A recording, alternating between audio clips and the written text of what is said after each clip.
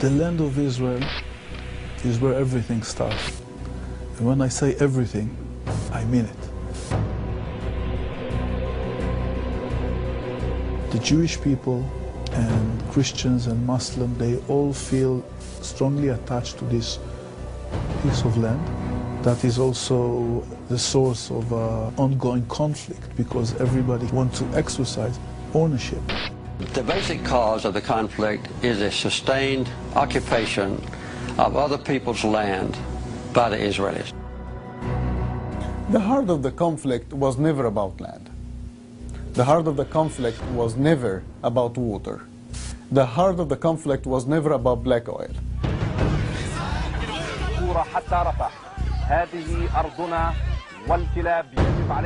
The conflict is not about borders. If it were about borders, it would have been solved a long time ago, because the Palestinian Authority has been offered up to 97% of the land in the West Bank in exchange for peace, and it has turned it down.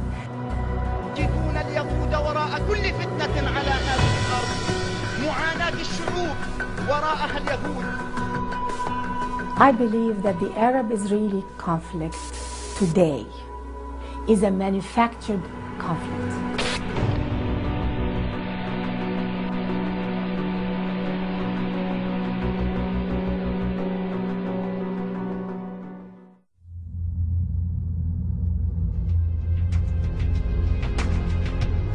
We meet at a time of great tension. America's strong bonds with Israel are well known. This bond is unbreakable. It is also undeniable that the Palestinian people, Muslims and Christians, has suffered in pursuit of a homeland. For more than 60 years, they've endured the pain of dislocation. Many wait in refugee camps in the West Bank, Gaza, and neighboring lands for a life of peace and security that they have never been able to lead. They endure the daily humiliations, large and small, that come with occupation. The situation for the Palestinian people is intolerable, and America will not turn our backs on the legitimate Palestinian aspiration for dignity, opportunity, and a state of their own. But if we see this conflict only from one side or the other, then we will be blind to the truth.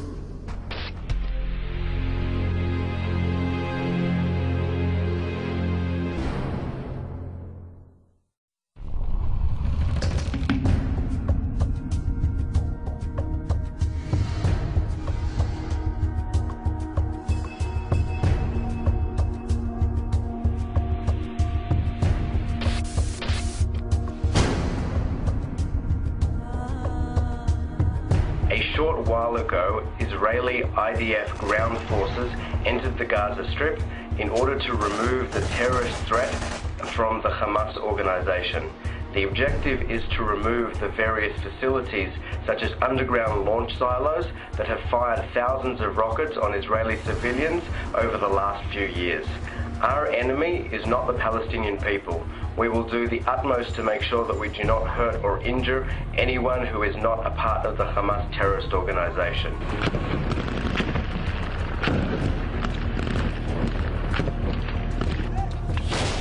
December 2008. Israel appeared to attack the Gaza Strip, seemingly without cause. The world reacted with demonstrations, demanding Israel to end the violence and free the Palestinian people. With shouts of Zionism is racism and apartheid, the world accused Israel of oppressing and killing innocent civilians for no reason.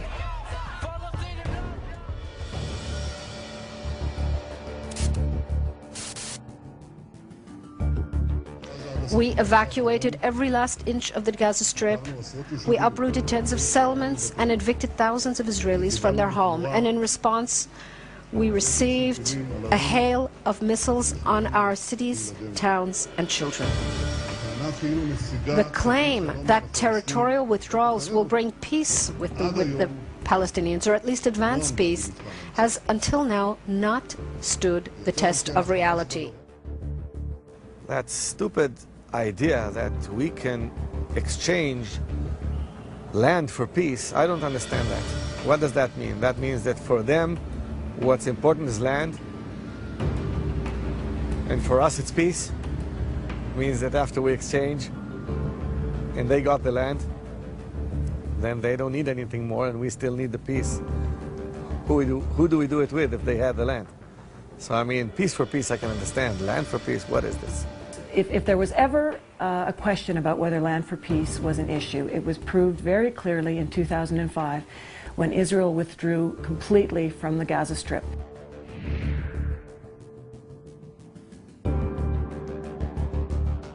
A few years ago, Israel decided to leave Gaza. They dragged their people out of Gaza and finally made Gaza Jew-free. So the Arabs would live without looking at one Jew. And what happened? Was Israel thanked for leaving the Gaza Strip? No. What happened was Hamas came in, every infrastructure that was there, including greenhouses, including the agricultural industry that existed, was destroyed just because it had been Israeli.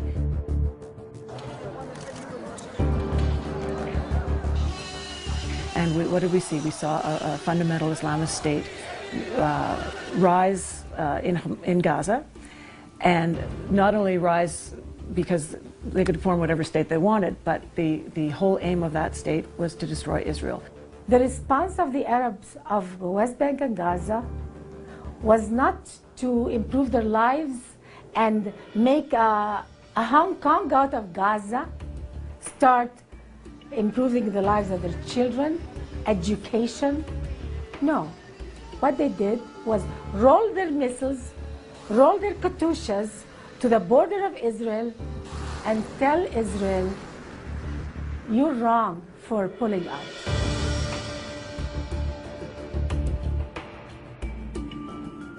As soon as Israel left Gaza, the rockets started firing towards Sderot and towards Israel.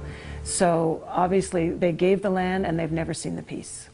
The terror became so relentless. Thousands, I think 4,000 or 5,000 rockets have been fired from Gaza into the south of Israel, our population centers, since Israel uprooted our Jewish communities there and withdrew all our military forces there in response to the demand of the Palestinians and the international community to help encourage the establishment of some sort of independence for the Palestinians. And that proves one thing.